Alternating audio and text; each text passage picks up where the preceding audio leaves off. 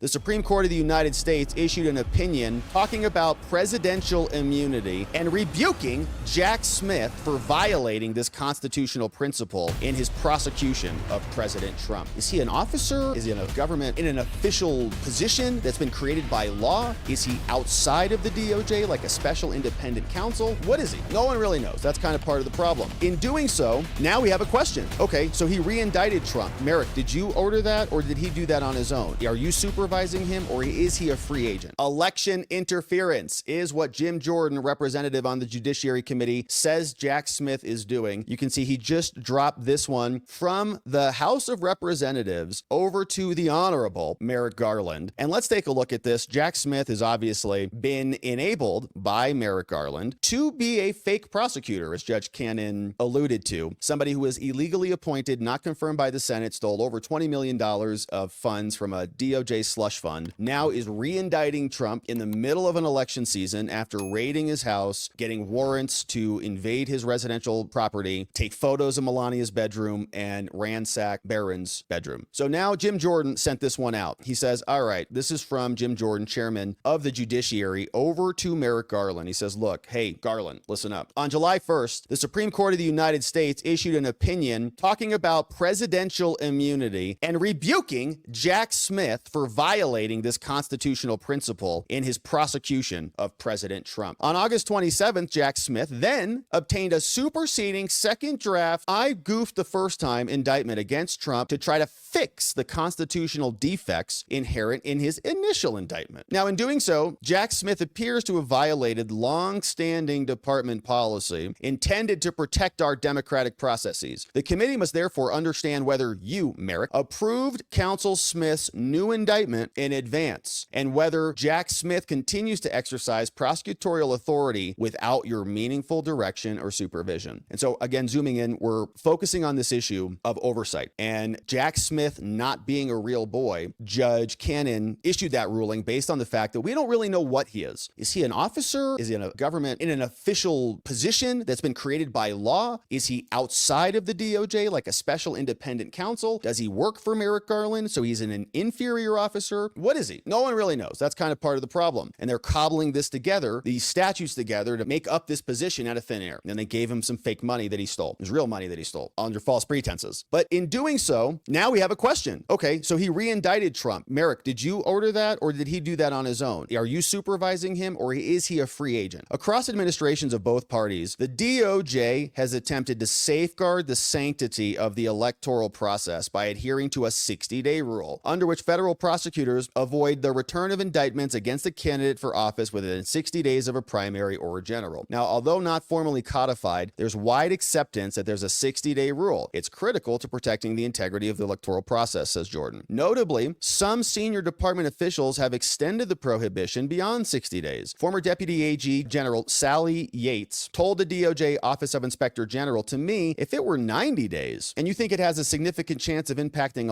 an election, unless there's a reason you need to take that action now, you don't do it. And Loretta Lynch for Obama affirmed the same thing. Said, in general, the practice has been not to take actions that might have an impact on an election, unless it's Donald Trump. Now, Jack Smith obtained this new superseding indictment against Trump just 10 days before early voting began in some states. There can be little question that the superseding indictment has some effect on the election, especially coming after the Supreme Court's decision on immunity cast doubt on Jack Smith's original indictment. So now he's trying to do it again. Now, in light of this court's opinion, Smith's new indictment amounts to the initiation of a prosecutorial action by Biden and Harris in an upcoming election against an opponent. There is no persuasive argument why Jack Smith could not wait until after the election to file the superseding indictment. And he would say, well, I had to. The judge was giving me orders and telling me to provide a status report, give me a calendar, give me a schedule. So he's saying, I had to do this in order to move the case forward, in other words. But we know the whole thing is political. It's not just this new indictment that's political, the whole thing. It is therefore difficult to believe that the superseding indictment was filed now for any other purpose other than to affect the outcome of the election. And Jack Smith could also agree to Trump's request for postponements, right? Only one side has been urgently trying to get this thing done before the election. That's Chutkan and Jack. Now, Jack Smith's superseding indictment presents two stark conclusions. One, that as Jack Smith's supervisor, you, Merrick Garland, approved the indictment, knowingly violating the policy to not prosecute people within within 60 days. Or number 2, that Jack Smith acted without your approval. So which is it? Reinforcing Judge Cannon's observation that Mr. Smith is a private citizen exercising the full power of a U.S. attorney with very little oversight or supervision. So either he works for you or he's a free agent. Which is it? In other words, either you are personally weaponizing the DOJ against Trump, or Jack Smith is continuing his unconstitutional prosecution against Trump. Now, the unprecedented nature of Jack Smith's superseding indictment demands prompt attention from the committee. Accordingly, to further the committee's oversight of the department, we require the following documents from you, Merrick. All documents between the Maine Justice Department, including but not limited to your office and Jack's office, about the superseding indictment against Trump. Also, hey, Merrick, did you personally approve this superseding indictment filed against Trump? And if so, please send us the documentation showing us your approval. And also, Merrick, did you evaluate the superseding indictment against Trump in the context of the department's long-standing policy against doing this? If so, give us some of those documents as well. Now, please give us all these materials by mid-September. As you know, we are Congress. We have a bunch of power to do a bunch of stuff. And so give us those materials. Thank you for your prompt attention to this matter. Sincerely, your friend, Jim Jordan.